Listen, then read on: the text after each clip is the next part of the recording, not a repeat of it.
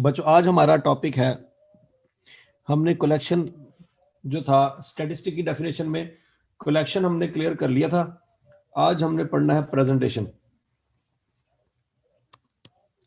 How to present data.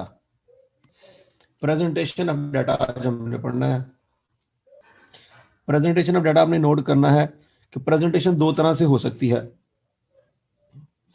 Statistic की definition आपको याद होगी, मैं स्टैटिस्टिक की डेफिनेशन आपको दोबारा याद कराता हूं। थोड़ी सी याद है, कलेक्शन हमने पढ़ ली थी, कलेक्शन हमने कर लिया, ठीक है जी। कलेक्शन ऑफ डाटा हम कर चुके हैं। आज हमने करनी है जी प्रेजेंटेशन। अगला टॉपिक हमारा प्रेजेंटेशन। कलेक्शन कैसे कैसे होती है, क्वेश्चनेयर, सेंसर्स, ठीक है जी। इस तरह की बातें हमने कल पढ़ी थी, 4-5 तरीके हमने पढ़े थे, याद है कुछ कुछ? गर्ल्स रिप्लाई नहीं आ रहा आप लोगों का, ठीक हो गया जी, वेरी गुड। आज हमने पढ़नी है प्रेजेंटेशन। स्टैटिस्टिक की डेफिनेशन के ऊपर हमने कलेक्शन वाला काम कर चुके हैं, अब प्रेजेंटेशन वाला काम करना है हमने। तो प्रेजेंटेशन अब कैसे डाटा को प्रेजेंट कैसे करते हैं, दो तरीके हैं। पहला है जी टेबुलेशन, दूसरा है ग्राफिकल प्रेजेंटेशन। टेबुलेशन जो है ये आगे इसकी दो कैटेगरीज हैं। टेबुलेशन में होती है जी सबसे पहले फ्रीक्वेंसी डिस्ट्रीब्यूशन और दूसरा है जी स्टेम एंड लीफ डिस्प्ले, ठीक है जी। फ्रीक्वेंसी डिस्ट्रीब्यूशन और stem and leaf display. Frequency distribution के आगे दो टाइप्स होती हैं, एक होती है अनग्रुप और एक होती है ग्रुप। ग्रुप के आगे मजीद दो टाइप्स होती हैं, विद इक्वल क्लास इंटरवल और विद अनइक्वल क्लास इंटरवल। ये बात याद रखनी है आपने, ठीक है जी। और ग्राफिकल प्रेजेंटेशन में आगे दो ऑप्शंस हैं, ग्राफ्स और चार्ट्स। ग्राफ के आगे तीन टाइप्स हैं, एक है जी हिस्टोग्राम, एक है जी पॉलीगॉन और एक है ओजाइव। चार्ट्स के आगे चार टाइप्स हैं, एक है सिंपल बार चार्ट, एक है जी कंपोनेंट बार चार्ट, एक है जी मल्टीपल बार चार्ट और एक है जी पाई चार्ट, ठीक है जी। तो ये ओवरऑल हमारे डाटा की जो प्रेजेंटेशन है वो ये आपके सामने पूरा टेबल बना हुआ है। जिस दिन हम पाई चार्ट पढ़ेंगे उस दिन हमारा प्रेजेंटेशन का टॉपिक खत्म हो जाएगा। ये बात समझ आ रही है? ये बात याद रखनी है कि जिस दिन हम पाई चार्ट पढ़ेंगे उस दिन हमारा ये टॉपिक कंप्लीट होगा। ये इतना बड़ा टॉपिक है। अच्छा जी, आज हमने पहला टॉपिक पढ़ना है उस डाटा में, इसका नाम है जी, आवाज आ रही है सबको? पहला टॉपिक है जो हमारा आज फ्रीक्वेंसी डिस्ट्रीब्यूशन, ये हमारा पहला टॉपिक है, ठीक है जी। फ्रीक्वेंसी डिस्ट्रीब्यूशन हमने पढ़नी है आज। फ्रीक्वेंसी डिस्ट्रीब्यूशन पढ़ने के कुछ रूल्स हैं, ये चीज क्लियर कर लें। फर्ज करें जी आप के पास डाटा आया, क्लास में एक टेस्ट हुआ, टोटल मार्क्स थे जी 50, क्लास में टोटल स्टूडेंट थे 30 और मार्क्स ऑब्टेन कुछ बच्चों की इस तरह से थे। पहले बच्चे के नंबर आया 1, रोल नंबर 2 के नंबर आए 49, रोल नंबर 3 का नंबर आया 0, रोल नंबर 4 का नंबर आया 14, फिर 15, 22, 25, 27, 32, 37, फिर 5, फिर 11, फिर 19, फिर 26, फिर 17, 36, 32, 44, 42, 40, 7, 13, 15, 20, 29, 33, 34, 36, 28, 44, नहीं 47। ठीक है जी, ये हमारे पास टोटल 30 बच्चों का डाटा है जो बच्चों ने लिया। अब आपको पता है कि इस डाटा की कोई शेप नहीं है। नो शेप का मतलब यह है कि अगर मुझसे प्रिंसिपल साहब इस क्लास के बच्चों की रिपोर्ट मांग लें तो क्या मैं इस फॉर्म में उनको रिपोर्ट दे दूंगा? मुझे बताएं। वो कहें जी बच्चों का टेस्ट हुआ है, मुझे जरा बच्चों की रिपोर्ट तो लाके दिखाएं, तो मैं कहूंगा अच्छा रोल नंबर 1 है उसका 1 नंबर आया था, रोल नंबर 2 है उसके 49 नंबर आए हैं, रोल नंबर 3 उसके 0 नंबर आए हैं। ठीक है जी, तो इस तरह से मैं रिपोर्ट नहीं दूंगा। ये जो डाटा ओरिजिनल फॉर्म में कलेक्ट हुआ है इसको हम कहते हैं प्राइमरी डाटा। ठीक है जी, स्टूडेंट जिन बच्चों ने टेस्ट दिया, स्टूडेंट से मेरे पास स्टूडेंट ने दिए टेस्ट, टेस्ट को मैंने चेक किया, मेरे पास आए मार्क्स, स्टूडेंट से मार्क्स आए हैं मेरे पास, तो वो डाटा जहां से मुझे मार्क्स मिले हैं वो है मेरा प्राइमरी सोर्स। प्राइमरी सोर्स है, और जो मार्क्स मैंने इकट्ठे किए हैं और इस फॉर्म में लिखे हैं मैंने बगैर किसी अरेंजमेंट के, इसको कहते हैं प्राइमरी डाटा। ये बात समझ आ गई? प्राइमरी सोर्स और प्राइमरी डाटा क्लियर है? ठीक है जी, अब मैं कौन हूं? टीचर। टीचर से डाटा कहां जाना है? प्रिंसिपल के पास। प्रिंसिपल डाटा मांग रहा है टीचर से। क्या प्रिंसिपल ने डायरेक्ट बच्चों से डाटा मांगा? क्या प्रिंसिपल ने डायरेक्ट बच्चों से डाटा मांगा? नहीं, प्रिंसिपल ने डाटा मांगा टीचर से। अब टीचर होगा सेकेंडरी सोर्स। ये बात समझ आ गई? मेन जो डाटा निकला है वो टीचर से नहीं निकला, वो बच्चों से निकला है। बच्चों ने टेस्ट दिए थे, टेस्ट में से डाटा निकला है, तो बच्चे हैं प्राइमरी सोर्स। ठीक हो गया, वहां से निकले मार्क्स। अब प्रिंसिपल मांग रहा है टीचर से डाटा, तो टीचर प्राइमरी सोर्स नहीं है, टीचर है सेकेंडरी सोर्स। और टीचर जो डाटा प्रिंसिपल को देगा वो जो डाटा होगा वो होगा सेकेंडरी डाटा। ये बात समझ लगी? ठीक हो गया जी। इसका मतलब ये हुआ टीचर जब रिपोर्ट बना के देगा प्रिंसिपल को, उसकी कोई ना कोई शेप होनी चाहिए, कोई ना कोई प्रेजेंटेशन होनी चाहिए। मतलब टीचर इस तरह से रिपोर्ट नहीं बना के देगा जैसे टीचर के पास खुद डाटा है। डेफिनेटली टीचर ने जब डाटा इकट्ठा किया वो रॉ फॉर्म में था, उसकी कोई शेप नहीं थी, वो रॉ फॉर्म में था, उसको रॉ डाटा भी कह सकते हैं, उसकी कोई शेप नहीं थी। अब जो डाटा होगा वो एग्रीगेटेड डाटा होगा या उसको अरेंज करके डाटा प्रोवाइड करेंगे।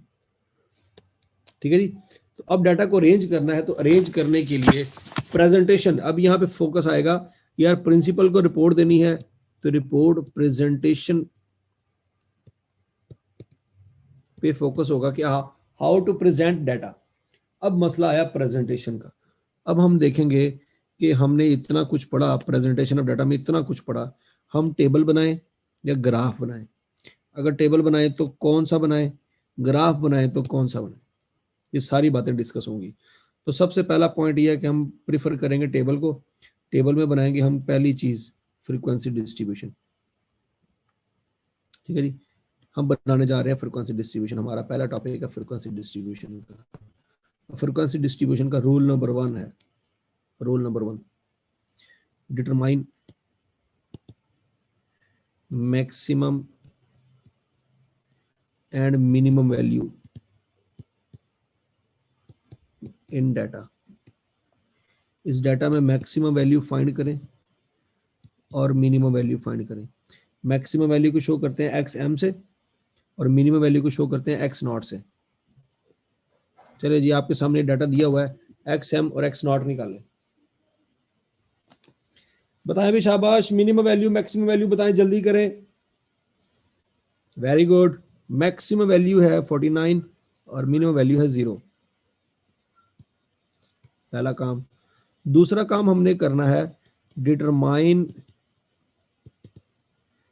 The range of data. हाँ जी, रेंज बताएं, शाबाश। रेंज का फार्मूला आता है XM माइनस एक्स नॉट, तो 49 माइनस 0 इज इक्वल टू 49। उसके बाद तीसरा रूल है, determine the number of classes in which data is to be distributed. कितनी क्लासेस हैं जिसमें डाटा डिस्ट्रीब्यूट करना है। नॉर्मली याद रखिएगा ये 5 से लेकर 10 तक हो सकती हैं, मतलब 5, 6, 7, 8, 9, 10। हम 5 से लेकर 10 तक क्लासेस बना सकते हैं, ये हमारे पास रेंज है इसकी। ठीक है जी, ये बात याद रखनी है आपने। उसके बाद determine the class interval of each class. Class interval of each class. Class interval को शो करते हैं H के साथ, और इसका फार्मूला होता है range divided by number of classes. हमारी रेंज है 49। मुझे बताएं हम नंबर ऑफ क्लासेस क्या चूज करें। शाबाश, ये आपके सामने लिखी हुई नंबर ऑफ क्लासेस। मुझे बताएं इस रेंज में से हम कौन कौन सी क्लासेस चूज करें। अच्छा जी, देखें, अगर कोई बच्चा सोच रहा है ना कि सर 7 क्लासेस लेंगे, 7 क्यों जी, क्योंकि 49 को 7 पे डिवाइड करेंगे, हमारी क्लास इंटरवल की वैल्यू आ जाएगी 7। तो वो बच्चा बिल्कुल गलत सोच रहा है। ठीक है जी, हमने वो क्लासेस नहीं बनानी जो हमारी रेंज को पूरा पूरा डिवाइड कर दे, ये बात याद रखनी है। मतलब ये हुआ कि अगर फर्ज करें हमारी रेंज आ जाती है 48, तो कौन कौन सी क्लासेस नहीं बना सकते थे। कौन कौन सी क्लासेस नहीं बना सकते हम बताएं जरा। 6 वाली नहीं बना सकते, 8 वाली नहीं बना सकते, ये याद रखना। लेकिन 10 वाली बना सकते हैं, 10 वाली का मसला कोई नहीं है। ठीक है जी।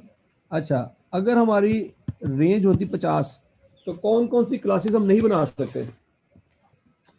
5 नहीं बन सकती, 10 भी नहीं बन सकती, बाकी जो मर्जी बना लो। और ये बात समझ आ गई है, ये क्यों नहीं बन सकती है मैं अभी आपको समझा दूंगा, परेशान नहीं होना आपने। बहरहाल जी आगे चलते हैं। फर्ज करें जी हमने 5 क्लासेस डिसाइड की, तो 49 को 5 में डिवाइड करेंगे, क्लास इंटरवल आ जाएगा 9.8। तो 9.8 को राउंड ऑफ करेंगे, आ जाएगा हमारे पास 10। हम क्लास इंटरवल जो है, सादा अल्फाज में, जब आपने वो क्लासेस नहीं लेनी जो पूरा पूरा डिवाइड कर देंगी, तो आपका क्लास इंटरवल हमेशा फ्रैक्शन में आएगा। जो हमेशा फ्रैक्शन में आएगा उसको फिर राउंड ऑफ करेंगे। ठीक हो गया जी, राउंड ऑफ कर दिया, क्लास इंटरवल बन गया 10। अब हम क्लासेस बनाएंगे। अब जरा यहां पे देखो, हम यहां पे बनाते हैं क्लासेस। क्लासेस हमने शुरू करनी है 0 से। सोच समझ के जवाब देना। अगर हम हमारा इंटरवल 10 का है, हमारा इंटरवल 10 का है, तो हम 0 से क्लास शुरू करेंगे। 0 से इसलिए करेंगे क्योंकि हमारी मिनिमम वैल्यू 0 है। तो मुझे बताएं 0 से जब क्लास शुरू करेंगे, खत्म कहां पे करेंगे। 9 पे खत्म करेंगे। ये बात समझ आती है सबको। 0 से लेके 9 तक 10 वैल्यूज बनती हैं। काउंट कर लें, शाबाश, काउंट करें जी। 0 से लेकर 9 तक 10 वैल्यू बनती है कि नहीं बनती, काउंट करें। शाबाश शाबाश शाबाश। ओके जी, वेरी गुड। तो इसलिए 10 नहीं आएगा, 9 आएगा। अगली क्लास जो हमारी बनेगी वो कहां से कहां तक बनेगी जी, वो 10 से 19 तक बनेगी। वो 10 से 19 तक बनेगी। उससे अगली क्लास 20 से 29, फिर 30 से 39, फिर 40 से 49। ये क्लासेस सबको समझ आ गई है जी। यहां तक कोई कंफ्यूजन बता दें, शाबाश शाबाश। अगर कोई कंफ्यूजन है तो बता दें। ओके जी, अब मुझे बताएं 0 से लेकर 9 तक यहां पे कितने बच्चे आ रहे हैं? 0 से लेकर 9 तक काउंट करें जरा, शाबाश। यहां पे काउंट करें, 1 2 3 4, बताएं जी कितने बच्चे आ रहे हैं? 0 से 9 तक कितने बच्चे आ रहे हैं जी? 3 आ रहे हैं। शाबाश शाबाश शाबाश, सोच लें। 4 आ रहे हैं, वेरी गुड। तो 0 से लेकर 9 तक 4 बच्चे आ रहे हैं, वेरी गुड। अब 10 से लेके 19 तक, 10 से लेके 19 तक काउंट करें, शाबाश। 1 2 3 4 5 6 7, कितने आ रहे हैं जी? 7 आ रहे हैं, वेरी गुड।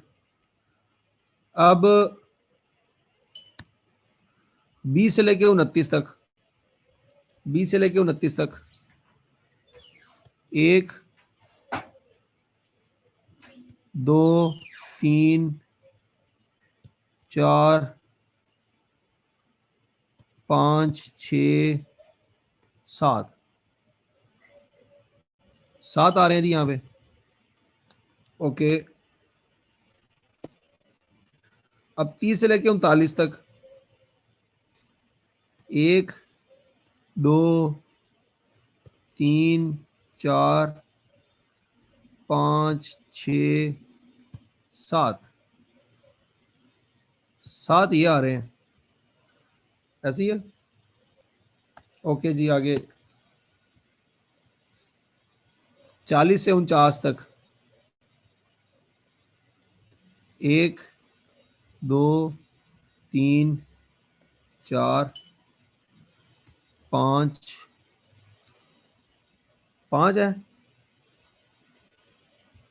5 है जी। टोटल कर लें, फ्रिक्वेंसी कितनी बनती है? टोटल 30 बनती है। टोटल को करते हैं समेशन एफ से, ये समेशन, ये साइन होता है सम का, ठीक है जी। समेशन एफ, इसको पढ़ते हैं समेशन, समेशन एफ है 30। जब भी टोटल करना होगा ये वाला साइन यूज करेंगे। ये बात समझ आ रही है आपको? अच्छा बच्चों मुझे बताओ, ये जो फ्रीक्वेंसी का कॉलम आपने बनाया है, ये 4 ये 7 ये 7 ये 7 ये 5, ये स्टूडेंट्स हैं या मार्क्स हैं? ये 4 नंबर हैं या बच्चे हैं? ये 7 नंबर हैं या बच्चे हैं? ये बात समझ लगी थी? ये बात याद रखिएगा कि ये जो है ये नंबर ऑफ स्टूडेंट्स हैं ये, ठीक है, ये बात याद रखनी है आपने। और ये जो 0 से 9 है ये क्या चीज है? ये 10 से 19 ये क्या चीज है? ये मार्क्स हैं, ठीक है जी, ये मार्क्स हैं और ये स्टूडेंट्स हैं। अब इसका मतलब क्या है जरा सुने। क्या हम ये कह सकते हैं कि 0 से लेके 9 नंबर लेने वाले टोटल 4 बच्चे हैं?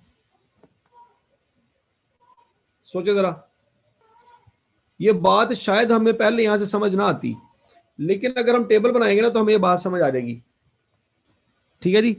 अच्छा 10 से लेके 19 नंबर लेने वाले 7 बच्चे हैं, 20 से 29 नंबर लेने वाले बच्चे 7 हैं, तो 30 से 39 नंबर लेने वाले बच्चे 7 हैं, 40 से 49 नंबर लेने वाले बच्चे 5 हैं।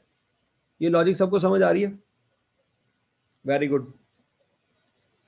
इसका मतलब ये हुआ कि क्लास में गंदे अंडे जो हैं वो 4 हैं, ठीक हो गया। और क्लास में टीचर का सर खाने वाले कितने बच्चे हैं जी? 5, ठीक है जी। तो बैक बेंचर कितने हैं जी क्लास में? 4। और टीचर को रात को 12 बजे तक भी तंग करने वाले बच्चे कितने हैं? 5। ये बात समझ आ गई सबको? ये बात अच्छी तरह से याद रखनी है आपने। तो ये सारी बातें प्रिंसिपल साहब को आराम से समझ आ रही हैं। ठीक हो गया जी, ये बातें समझ आ रही हैं आपको? ओके, अब प्रिंसिपल साहब के सामने ये जब पोस्ट जाएगी तो प्रिंसिपल साहब को ये बातें इजीली समझ आ जाएंगी कि भाई ये है एवरेज बच्चे, ये हैं बिलो एवरेज बच्चे, ये हैं गुड बच्चे, और ये हैं एक्सीलेंट बच्चे, और ये हैं बैड बच्चे। यहां तक की बात समझ आ रही है आपको? तो प्रिंसिपल साहब को ये बात समझ आ जाएगी कि इन 7 बच्चों पे मेहनत करके इनको पास करवाया जा सकता है। ये 10 से 19 नंबर लेने वाले बच्चों पे मेहनत करके इनको पास करवाया जा सकता है। ये पास हो जाएंगे, ये पास हो जाएंगे, ये पास हो जाएंगे। ये बच्चों पे मेहनत करके इनको पास करवाया जा सकता है, लेकिन इन पे मेहनत करने का फायदा कोई नहीं। इन पे मेहनत कर करा के मैक्सिमम वो यहां पे पहुंचेंगे, लेकिन यहां पे भी वो फेल ही होंगे। ठीक है जी, तो प्रिंसिपल साहब को बात समझ आ रही है कि ये जो बच्चे हैं ना 4, इस पे मेहनत करने का कोई फायदा कोई नहीं, क्योंकि इस पे मेहनत करेंगे, बहुत मेहनत करेंगे तो अगली क्लास में ट्रांसफर हो जाएंगे, मतलब 10 से लेकर 19 तक नंबर आ जाएंगे, लेकिन है तो ये भी फेल। 50% पासिंग मार्क्स होते हैं। ठीक है जी, तो प्रिंसिपल साहब को जो बात यहां पे इस डाटा में ये बातें समझ आ रही थी प्रिंसिपल को? क्या प्रिंसिपल को यहां पे अगर प्रिंसिपल के सामने ये टेबल इस तरह से दिया होता तो ये बातें प्रिंसिपल को समझ नहीं आ रही थी, लेकिन जैसे ही हमने टेबल बनाया तो बातें समझ आना शुरू हो गई। अच्छा जी, अब अगला कंसेप्ट सुने। अगला कंसेप्ट है जी रिलेटिव फ्रीक्वेंसी का। रिलेटिव फ्रीक्वेंसी का कंसेप्ट क्या है देखें। फर्ज करें इस क्लास में, ये जो क्लास थी इसमें टोटल बच्चे कितने थे? ये जो क्लास थी इसमें टोटल स्टूडेंट कितने थे? 30 थे। Very good. इस क्लास में टोटल बच्चे हैं 30। ए प्लस ग्रेड लेने वाले बच्चे इस क्लास में हैं 5। ठीक हो गया? 30 बच्चे हैं, लेकिन ए प्लस, नोट करने की जरूरत नहीं है आपको, ये वैसे ही मिल जाएगा। ये आपको मैं जो है ना वन नोट की फाइल शेयर कर दूंगा। ठीक है जी, 30 बच्चों में से 5 बच्चे हैं ए प्लस ग्रेड लेने वाले, लेकिन एक सेक्शन 2 भी है, उसमें 100 बच्चे हैं, उसमें भी 5 बच्चों ने ए प्लस ग्रेड लिया है। तो मुझे बताओ सेक्शन ए और सेक्शन बी दोनों बराबर हैं? ठीक है जी, मतलब प्रिंसिपल साहब को पता चला कि सेक्शन ए में 5 बच्चे हैं जी ए प्लस ग्रेड लेने वाले, सेक्शन ए में 30 में से 5 बच्चे हैं, सेक्शन बी में भी 5 बच्चे हैं, तो क्या सेक्शन ए और सेक्शन बी दोनों बराबर हैं? ठीक है जी, तो कैसे सेक्शन ए बेहतर है कि बी, बताएं जी। ए इज बेटर देन बी। अब ये हमें कैसे पता चलेगा? मतलब ये प्रिंसिपल साहब क्या कैलकुलेशन कर रहे हैं, हम क्या कैलकुलेशन करें जहां से आइडिया हो गया कि ए इज बेटर देन बी? हालांकि नंबर वाइज देखा जाए तो दोनों के नंबर 5 हैं, इसके नंबर भी 5 हैं, इसके नंबर भी 5 हैं। कैसे आइडिया होगा कि ए बी से बेटर है, बताएं जरा। अच्छा, अच्छा जी, अब ये जो हमें पता लगा ना कि ए बेहतर है बी से, ये इसके पीछे एक कैलकुलेशन है, वो समझ नहीं आपने। वो कैलकुलेशन ये है कि हम निकालेंगे रिलेटिव फ्रीक्वेंसी। रिलेटिव फ्रीक्वेंसी का फार्मूला क्या होता है जी? रिलेटिव फ्रीक्वेंसी का फार्मूला होता है frequency of A class divided by total frequency. Frequency of A class divided by total frequency. Frequency F है, टोटल फ्रीक्वेंसी सुमेशन एफ है। ठीक है जी, अब जरा देखो, रिलेटिव फ्रीक्वेंसी में निकालनी है। फ्रीक्वेंसी है इस क्लास की 4, टोटल फ्रीक्वेंसी है 30। ये बात समझ आ गई आपको? 4 डिवाइडेड बाय 30, आंसर बताओ क्या आता है? 4 डिवाइडेड बाय 30 आंसर क्या आता है? 4 डिवाइडेड बाय 30 आंसर आता है 0.133। ठीक हो गया जी। दूसरी वैल्यू 7 डिवाइडेड बाय 30, इसका आंसर क्या आता है जी 7 डिवाइडेड बाई 30 0.233। फिर ये भी 7 डिवाइडेड बाई 30, ये भी 0.23, ये भी 7 डिवाइडेड बाई 30, ये भी 0.23, तो ये 45 डिवाइडेड बाई 30, 5 डिवाइडेड बाई 30 0.167, 0.17। इन सबको जरा जमा करें, इन सबको जरा जमा करें तो आंसर हमारा आएगा अप्रोक्सीमेटली 1.00। ये बात समझ आती है जी। अब ये जो रिलेटिव फ्रीक्वेंसी निकाली इसका मतलब क्या है, अब जरा समझ लें। इसका मतलब ये है कि पहली क्लास में 4 बच्चे हैं या 13% बच्चे हैं। ये बात समझ आ रही है? There are 13% student in first class, ठीक है ना। अगली क्लास में 23% स्टूडेंट हैं। relative frequency shows the percentage of data in the class। ये नोट कर ले शाबाश। relative frequency shows percentage of data in a class। relative frequency जो होती है वो डाटा के अंदर आने, क्या कहते हैं, क्लास के अंदर आने वाला डाटा की परसेंटेज को शो करती है। ये बात समझ आ रही है आपको? ठीक हो गया। तो लिहाजा 23%, आखिरी क्लास में 17% डाटा है। मतलब सादा सी बात है कि A+ ग्रेड लेने वाले बच्चे, सेक्शन ए में A+ ग्रेड लेने वाले बच्चे 17% है, जबकि सेक्शन बी में A+ ग्रेड लेने वाले बच्चे 5% हैं। तो समटाइम नंबर जो होता है, नंबर सही बात नहीं समझा पाता जो परसेंटेज समझा पाती है। ये पॉइंट समझ आ रहा है? नंबर यहां पे भी 5 है, यहां पे भी 5 है, यहां से बात वाजिया नहीं हो रही, बात वाजिया हो रही है परसेंटेज से, कि 5 बराबर नहीं होता। 17% सेक्शन ए में 17% बच्चा जो A+ ग्रेड ले सकता है, सेक्शन बी में सिर्फ 5% है। तो पता चलेगा सेक्शन ए बेहतर है सेक्शन बी से। हाँ जी, यहां तक की बातें समझ आ गई आपको? क्लियर है जी? चले जी, टाइम खत्म हो गया आज के लेक्चर का। आज का लेक्चर हम यहीं पे स्टॉप करते हैं, इंशाल्लाह कल इसे आगे कंटिन्यू करेंगे। तो होपफुली आपको आज का लेक्चर समझ आया होगा। थैंक यू जी, अल्लाह हाफिज।